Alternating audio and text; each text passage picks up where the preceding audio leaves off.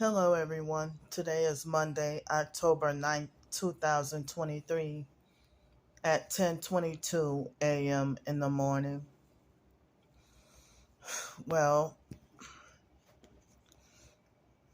I guess to try to summarize everything, I talk more on my YouTube channel. I was documenting just about everything that happened for that month that I was in that apartment in Pensacola, Florida. So I'm now in my hometown, New Orleans, back homeless again. And I had to get rid of all of my belongings except for a couple of bags. Well, one big, huge bag, but I bought another bag, a backpack. And so I'm walking around with two bags. And all I have is the clothes on my back. And all the clothes that I have is the clothes on my back. So I'm hypersensitive and disabled anyway, and I don't have the proper documentation on whether or not I have Asperger's syndrome or autism.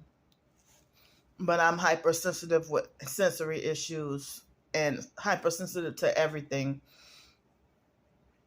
And so I get SSI and Social Security, but they threaten to cut off the SSI again.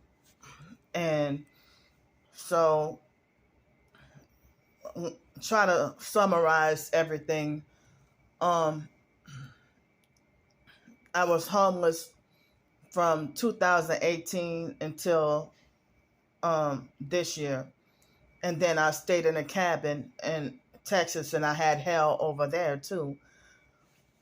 Excuse me. And then after that, my name came up on a list because I've been on a housing list since 2019, May 2019, waited 4 years. So I told the lady, about my disability and everything. She got me in the apartment. She lied to me and said that all the neighbors were quiet. Due to me being targeted, um, after, like, when I first got there, the first day that there was a neighbor blasting loud music, and I'm like, wait a minute, this lady lied to me. So then I started to have issues with more neighbors with the noise campaigns and me being extremely hypersensitive. And then the next door neighbor started to bully me really bad. And then it got bad enough to where we had to have a meeting, and the online gang stalkers were making threats. And I got documentation of that too, of them talking about, and they, from the first day, they already contacted, or they found out where I lived at. And I just did an indoor tour of my place. And so I only did an indoor tour of my place, and I was wondering, well, how did the gang stalkers find that out? So I've been gang stalked since the first day at that place. Excuse me. And then, they kept on making threats. The online gang stalkers were making threats to contact my neighbors and show them my videos and have the neighbors hurt or kill me. They contacted the housing place, supposedly the landlord, and told them about my YouTube videos documenting my targeting. And so at the meeting, they wouldn't let us have our cell phones yet. They recorded everything. They played all kinds of psychological games, called me the problem, and blamed everything on me. They confronted me about my videos exposing the targeting, and one of the ladies threatened to evict me, and then the other lady thought that it was the best idea for me to be gone. And the police were in on it and didn't want to do anything. And the police tried to talk about the neighbors threatening me was exercising their free speech. So even when I turned the keys in, one of the ladies associated with the neighbors nearly succeeded at putting her hands on me and told me that not everybody's going to spare me. So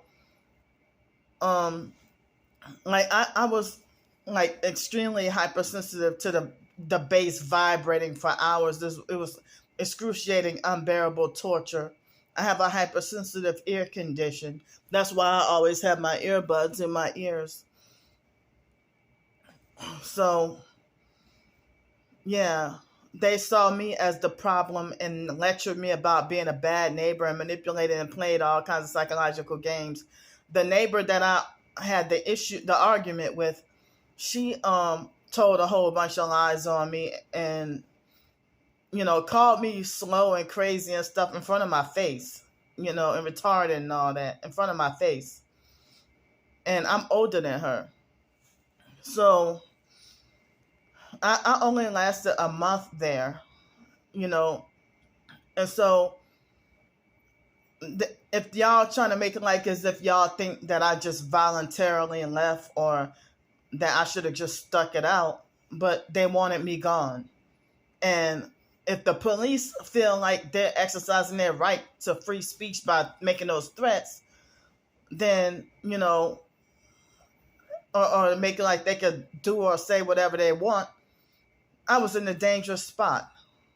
So the lady that made an attempt to put her hands on me for exposing her gang stalking me, she told me not everybody, she was bullying, harassing, and making death threats at me and was about to put her hands on me and then said, because not everybody gonna spare you.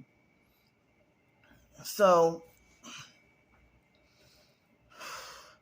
now, let's see. I've been homeless again since October 3rd, and that was the day I got the Social Security check. And so every night I've been staying in a hotel, with the exception of Friday night, which would have been about the price of a hotel room. And so I also had a few Uber rides. So, and I had a little bit help here and there, So I have to check out of this hotel tomorrow morning. And, I'm back in my hometown, New Orleans now, so I'm really afraid of, being like broke with no money. My check is running out. And, I'm really frightened and scared of having nowhere to go. I have family here, but none of them want me around. And if I dealt with them, they would be extremely abusive. They're all part of the gang stalking. And so I am like really scared of having nowhere to go and having really no help. I didn't realize today was Columbus Day, but I've been trying again to get in contact with the Ticket to Work worker from a different agency to try to, if he could help me with a job opportunity.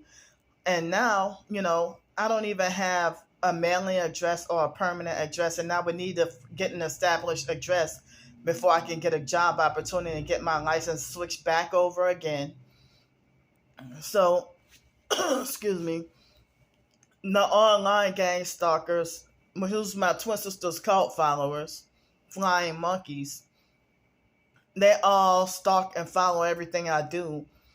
And they tell me go to get a job or say that I'm lazy and don't want to work. And then when I do get a job, they find out where I work out and call up the place and then sabotage my job opportunities.